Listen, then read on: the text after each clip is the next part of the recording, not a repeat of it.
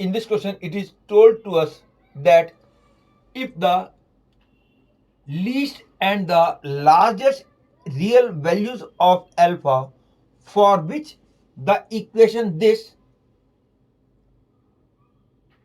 has a solution are p and q, then the value of 4 into p square plus q square is equal to dash. That is, p and q are least and greatest value of alpha for which this equation is solvable. Solvable means it has solution. How I will proceed further? Let z is equal to x plus yi.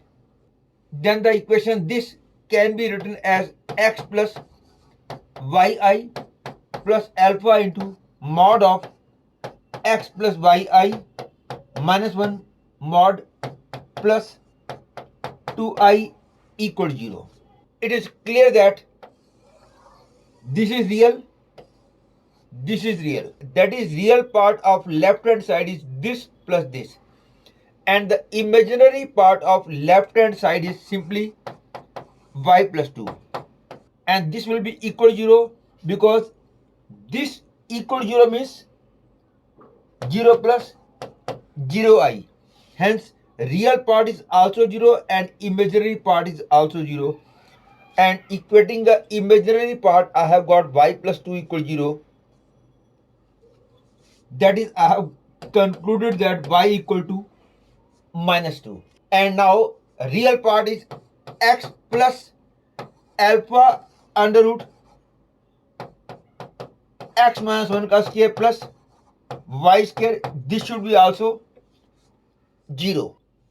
And y is minus 2 is known to us. Therefore, I get x plus alpha under root x minus 1 square plus 4 equal to 0. This implies that alpha square into x minus whole square plus 4 is equal to x square. I have taken x on this side and squared both sides. This implies that alpha square is equal to x square upon, and while doing the practice of questions of quadratic equation, you must have seen that whenever you reach at the equation ax square plus bx plus c upon px square plus qx plus r, to find the range of values of y, we always make it a quadratic equation in x, that is x square into py minus a plus x into qy minus b plus ry minus c equal to 0. And because x is real, therefore discriminant of this equation is greater than equal to 0. You must be knowing all these things.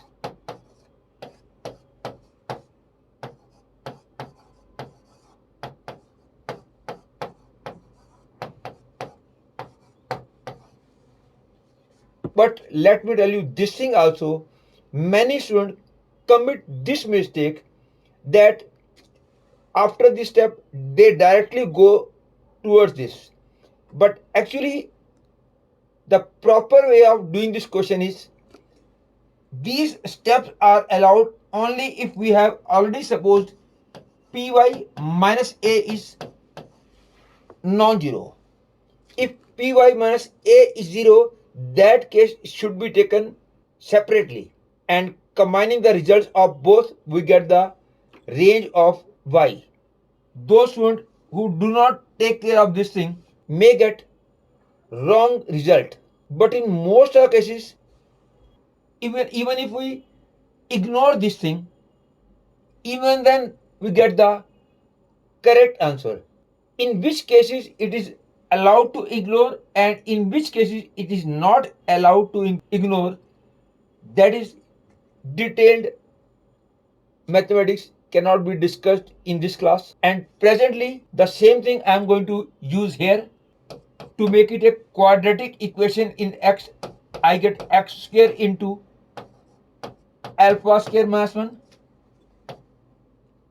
minus 2 alpha square x plus alpha square plus 4 alpha square equal to 0. That is, I get x square into alpha square minus 1 minus 2 alpha square x plus 5 alpha square equal 0. And to find the range of alpha, we'll proceed in this way, that because x is real, d is greater than equal 0. That is, I will get minus 2 alpha square whole square minus 4 into alpha square minus 1 into 5 alpha square greater than equal 0. You may be thinking that here also I must do the question by taking two cases, alpha square minus 1 non-zero, then these steps, and if alpha square minus 1 is 0, a different direction will be there. That is, you must take both the cases separately. But in most of the cases, even if we ignore that it is 0 or non-zero, by taking this only, we'll surely get the correct answer. In which cases it is allowed to ignore the value of this is 0 or non-zero, and in which cases it is not allowed to ignore the value of this as 0 or non-zero. That is detailed mathematics. Presently in this case it is allowed to ignore that this is 0 or non-zero. Just by taking this only, we are sure to get the correct answer. The logic behind it is not possible to explain in this class. That is, I get alpha 4 minus 5 alpha square into,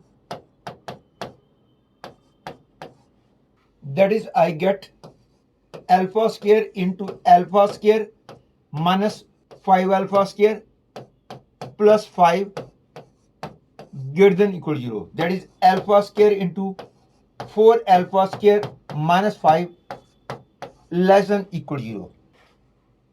That is, I can say alpha square lies between 0 and 5 by 4. This is automatically true. Main is alpha square is less than equal to 5 by 4. That is, alpha lies between root 5 by 2 and root 5 by 2. And from here I conclude that P is equal to minus root 5 by 2 and Q is equal to root 5 by 2, because P and Q were given to us as least and the greatest value of alpha. And now 4 into P square plus Q square will be 4 into 5 by 4 plus 5 by 4, that is